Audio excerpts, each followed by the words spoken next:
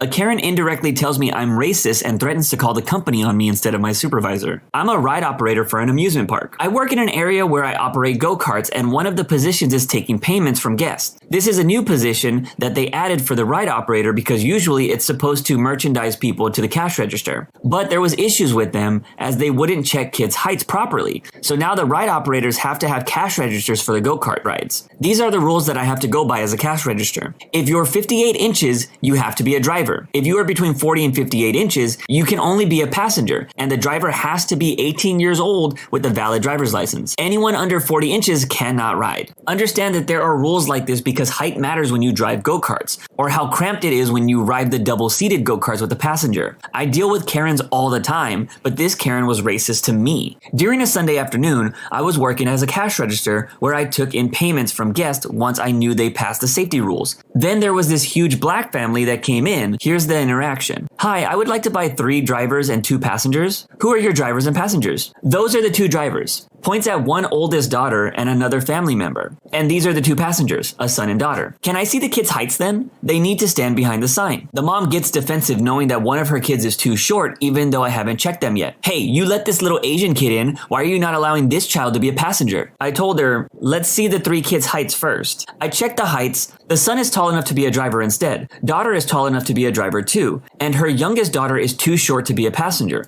The issue is that the youngest daughter wasn't standing behind the height sign, which made my job difficult. And I had to tell them that I have to check her back against the sign until I can see that it is clear enough that she's not able to ride. So I tell the mom, okay, she is the only one that cannot ride. Then the mom tells me, why are you making exceptions to the rules, says my name, when you let that little Asian kid in? You can't make exceptions for my daughter to go on the ride. She literally made this up because I had barely got back from lunch. Also, massive red flags that she said Asian, which means that she's trying to say that I'm being prejudiced and now discriminating. I tell the mom the issue is that she's too short. It wouldn't be safe for her to ride due to the restraints. Well, that small Asian kid you allowed to go on the ride was safe. She continues to ramble about how crappy of a job I'm doing. I end up telling her, let me get my supervisor over. Would you like that? She ends up saying, no, get me the manager here. She yells this at me. I just say, okay. I get the supervisor and another supervisor. Supervisor 1 checks the daughter's heights. Yeah, she is not tall enough to be a passenger. The mom says, well, my name, here allowed a little Asian kid to be a passenger. You should get her fired. My supervisor did back me up here saying that I had just got here and there were other people working here before me. This is when the mom asked for corporate's number. My supervisor says, I do not know, but I am the supervisor who is leading the management. I am not going to fire her for doing the right thing. After the mom takes down notes in her phone that I'm discriminating against her, she says, fine, I'll not let her ride. I'll just pay. And I finish her payments. Supervisor 2 sees the angry mom in line, so after hearing my story, decides to all let them know. Once she gets into the front of the line and other ride associates take in her tickets to see that she paid, can you make another payment for one more passenger? Other ride associate pulls me to make a payment even though she shouldn't have changed her mind in the spot. I would like her to be a passenger. Again, she forgot the rules already. I tell her I'm sorry, she cannot ride, she can only be a driver. The mom then says, you guys are ruining my day. I was supposed to have a fun time here, but instead long waits and my name preventing my little daughter to go on this ride. I tell her that I know, but we're just letting her know the rules. She tells me that I'm just yammering about the rules. She makes the chatty hand sign. Just be quiet about them. I already got the rules ingrained in my head because of you. She clearly didn't remember them. Supervisor 1 comes over and tries to talk down the Karen because she has an attitude. Hey, she is just letting you know the rules. However, we can proceed to make your payments. Okay, fine. The mom proceeds to tell the other ride associates that I'm doing my job all wrong and that I don't know how to measure the heights of kids. The ride associate tells me everything the mom says, and she says that she believes me because she knows I'm not doing anything wrong. And we both just agree that these type of guests are annoying. So that's how my day went. This specific guest really got to me. But the way she was targeting me and claiming that I allowed a small Asian kid to ride, despite the 2 supervisors backing me up, where she understands as she was nicer to them than she was to me. Just because I'm Asian, it doesn't mean that I should be seen as superior or inferior where I get bullied or targeted. What's also stupid is there's this big sign near the go-karts that's also near the walkway when you go into the entrance. A majority of guests carelessly do not read it, and it's fine, but this family clearly was already being racist to me due to my ethnicity. Who was the one being racist? It was actually her. Man, the plot twist really got me in the end. This whole time I was questioning why the mom kept bringing up the little Asian kid. Made me question what her problem was with Asians, but then it turns out that the OP was Asian, making this whole story become about favoritism in the eyes of this mother. Entitled Entitled people suck. Rules are rules, people. They are just in place at theme parks so people don't get hurt. My private photos ended up on the family computer 3 times. One day, years ago, my oldest brother came into my room to confront me. He sat down and started talking to me about internet safety and being careful. Apparently, a batch of photos I took of myself were uploaded to Google Photos, and Google Photos would send out thumbnailed notifications to the family computer upon unlocking. Completely embarrassed, I deleted all of it and fixed the Google Photo issue, or so I thought. Months later, my mother comes into my room and sits down with me. She tells me that she saw my private photos on the family computer screen and interrogates me on the matter. Once again, Google Photos saved my private photos and sent notifications to the family computer. My mother told me to fix that from happening, and so I did, or so I thought. Again, a few months later, I unlocked the family computer. Everyone else is in the living room adjacent to the computer room. And there they are, my privates for everyone to see. Luckily, I was the only one to witness this time. I disabled Google Photos entirely and have not shared my photo library since the final incident. I'm assuming the OP's age here, especially since they say this was years ago. But man, this story has to be hella embarrassing for the family to see all that. I would be mortified if something like that ever happened to me. The story was funny. Am I the jerk? I broke thousands of dollars of school calculators with my best friend. I'm 19 now. I know this was horrible and I wish I could go back and change it. When I was 12, my best friend and I would take school calculators, usually around $100 a piece, and destroy them. Usually we would put the screen under our chairs and stomp the chairs as hard as we could until the calculator was unusable. We found this bookshelf that was screwed into the wall that had about 1.5 inches of empty space behind it. After breaking one, we would throw it behind the bookshelf and it would never be seen again. We probably broke somewhere around 40 of them. My teacher had a suspicion that someone was stealing and selling them, but in reality, we were just breaking them. We would also shove anything we could into electric pencil sharpeners so they would break. We would find books and rip them in half when nobody was looking. We would pull screws out of chairs so that when people sat on them, they would break. We'd also fill drains in the science lab with pencils and garbage to clog the drains. I know we did a lot more, but I can't even think about all the stuff we did. We never once got caught. What's worse is all the teachers saw us as star students and loved us. They never knew the torment we were behind. Something seemed to give us this adrenaline rush when we did it. It seemed so funny at the time, and the memories are hilarious when I talk about them with my friend. Did anyone else go through a phase of where breaking things seemed like so much fun? I can't say that I went through this phase, and I've been reading a lot of confessions of star students doing terrible things lately. It's always the good ones you have to be worried about. Anyways, do you think this OP is a jerk? Am I the jerk? From 2017 to 2021, I was spying on men in public bathrooms. So I'm a 24-year-old bi-gender individual. I've recently done a lot of shadow work and healing work on my distortions, which have led me to a lot of karmic influences in my life, I believe. It started in college. I had just recently lost my virginity and had a lot of repressed ex energy that occurred because of early childhood micro-traumas. As I recount this, I would like to make it clear I'm not excusing my actions. I've done a lot of work to forgive myself for violating people like that. I have also started reaching out to those involved that I can get in contact with to actually start applying my healing to my life. Not exactly sure how it begun, just started going into the bathrooms, into showers, and just seeing what I could. Not sure how insequential the number of guys it is. It wasn't very many, not lessening the wrongdoing in any way. That happened till late in my freshman year, mid-2017. Then stopped due to housing location changes, till late 2018, until I moved apartments. After that, there wasn't another incident until 2021, when I started my most recent job, only recently ending in early December. So now we've reached the present moment, and I am committed to telling the truth to those who weren't just passing strangers, but had an impact on my life, no matter how small or big. I have also taken away something from this. It gives me empathy for people who are acting unconsciously due to lingering trauma, though I can only speak on my realm of consciousness. Thank you for your time. The only thing I got from this story was the knowledge of having to look up the term bi-gender. I've never heard that term before. The more you know. Also, I'm glad the OP did clarify that their previous traumas don't excuse their actions. I often feel like some people lean into their traumas to get forgiveness. I'm glad the OP is self-aware here. Am I the jerk? I used up my money meant for tuition and now I gotta pay within the week. So I moved to a new country like a year ago and my mom gave me the tuition, 4,000 USD, for the first semester. At one point, I started using it just to hang out with my friends and buying clothes and stuff, thinking I would earn it back later when I got a part-time job. But that didn't work out as planned and now I gotta pay within the week or I get kicked out. My family came to visit me for 2 whole months and I couldn't bring myself to tell my mom. Now they're back home and I'm considering just sending her a message because I just can't say it while she's looking at me. I feel like crap all the time. I can't sleep at night because I feel so bad and worried about the whole situation I brought on myself. I don't know what I'm doing with my life and I'm so lost. I don't even want to go to college, honestly. But yeah, anyways, I just wanted to vent. Thanks for reading if you have. There is a couple edits to this story. Thank you for the comments, everyone. I needed to hear that.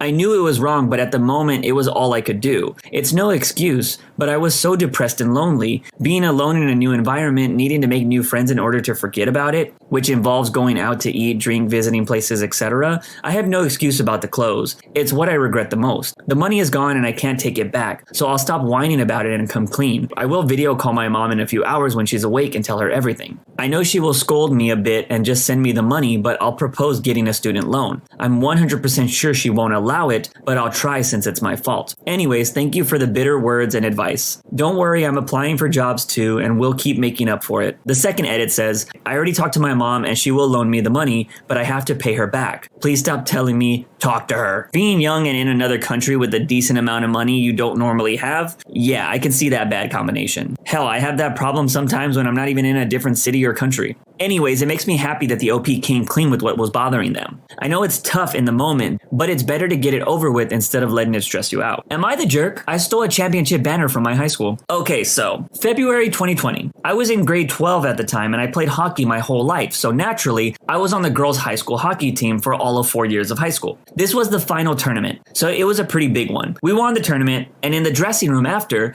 my coach gave out a speech and thanked me for my time as it was the last game I would ever play with the school. Being in grade 12, I had my car and I drove there, so I did not require a bus ride home with the team. After the game ended and the coaches left the room, we all took pictures with the banner, and when everyone was done taking pictures, they gave it to me, and I just stuffed it in my hockey bag and left. I brought it home and hung it up in my room. My plan was to keep it until one of the coaches realized that they didn't have it. Well, long story short, in March, COVID hit, and I never returned back to school. The banner has been hanging in my room ever since. I asked my younger friends if the coaches ever noticed that they never had the banner, and I don't think they ever noticed. Now I just have a high school banner chilling in my room. The year before this, when I was in grade 11, we won another tournament and won the trophy. I brought the trophy home and had a party that night, and my friends and I took shots out of it. I returned the trophy that following Monday, but I wonder if I had never brought the trophy back, if I could have just kept that too. I don't really have any thoughts on this story except that it's crazy to think that some students didn't have a senior year. Like the year that society deems as one of the biggest years of your life just got wiped away by a virus. Pretty crazy. Am I the jerk? I stole my friend's money for the school book fair in elementary. When I was in maybe grade 2, our school was doing a book fair. My parents rarely gave me money for it because they knew I would buy toys and not actual books, so they didn't even bother. During recess, me and a few friends went together and there were so many little toys that I wanted. One of my friends said that I could borrow some of her money as long as I paid her back. So I took them up on the offer and got a little puppy eraser. I literally took it with me everywhere. I was obsessed with it, but I was too scared to tell my parents that my friend let me borrow money for it. So I told them that she gave it to me. My friend asked me every day for the money because she was in trouble with her parents for lending out money, and I just kept saying I didn't have it. I'm pretty sure she transferred schools because I never heard from her, and I got away with the puppy eraser. Then I took my eraser to see the fireworks on July 4th, and I lost it. That's when I felt the most guilty because all of that stress for nothing. I felt really bad that I spent her money and that all of it was pointless because I lost it anyways. This OP, straight to jail. You do not break the sacred rules of book fair funds. Every kid knows how special the book fair was. Everyone knew the envy that some kids had to suffer when they didn't have money. But this OP got offered money and then stabbed their friend in the back by not repaying them? Then lost the item? This is unforgivable and they should be thrown in jail right away. I got arrested for a DUI a few nights ago and I have no clue how to tell my alcoholic mother. To clarify, my mother is a very self-aware alcoholic who has been fighting this sickness for decades. She, a single mother, taught my sister and me that we should never drink, since our genetics make us extremely susceptible to becoming addicts. I'm a 23 female and have been hiding my alcoholic use from her for years, but I know she's had her suspicions. She's really nice and usually very understanding. I am just dreading dropping this huge bombshell on her. I was really successful academically in college and have been doing all sorts of goody two-shoes stuff for years, and getting arrested is just not something that often happens to people like me. Also, there's this really disgusting Facebook page in my county that posts the mugshots, names, and charges for people who get arrested. I have to tell her before that page posts my picture in a few days so she can learn it from me first. Also, I'm really worried about how everyone else I know will react to that post as well. Mistakes happen, fess up, and move on. Also, I don't condone drinking and driving at all. I almost got hit by a wasted driver a few years back. I got lucky and was able to swerve out of the way, but the wasted driver ran into somebody else behind me. Thankfully, everybody was okay. But going back to the OP story, how messed up is it that someone runs a Facebook page that posts everyone's mugshots? screenshots. Like, how low do you need to be to do that? That's just kind of sad. Am I the jerk? I got caught stealing a BTS album. When I was 10, I acted out by stealing my friend's possessions. One time my therapist told me and my mom it was normal given the circumstances. Their coveted pencil case of new markers, a doll from their father,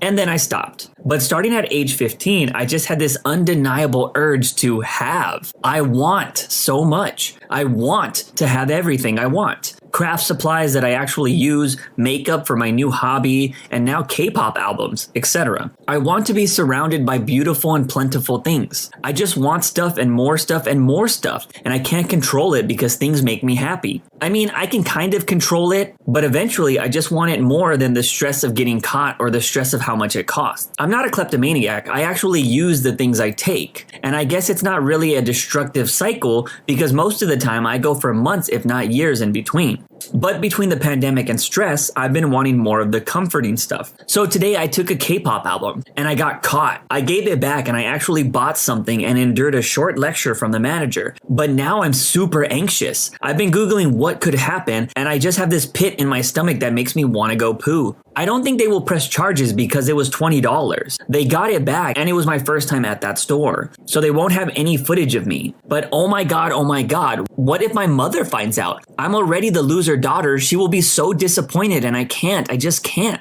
I already have a history of stealing. I'm trying to replay the convo in my head to gauge what the manager will do, but I had so much adrenaline that I can't remember much. I probably won't steal anything again because my knowledge has showed me exactly how dumb and lucky I've been, but oh my god, I don't know how to stop this insatiable monster inside of me that just wants pretty things and can't pay for it. Please help a former thief. Usually my coping mechanism is to avoid, but I was hoping spilling the truth would help. Man, this OP seems to have a real problem on their hands. This might be one of those times where getting caught red-handed might actually be the best thing for a person to go through. Hopefully this OP does stop their stealing ways. Am I the jerk? In kindergarten, I cracked a kid's skull and sent him to the hospital. It was the last day of kindergarten. Me and a couple of friends were building a castle and other random stuff with these big building blocks that were basically cut and sanded 2x4s. Well, we built this one huge monstrosity of a castle, and I thought it would be funny to completely destroy it with one of those 2x4s. I picked one up and slammed it down as hard as I could.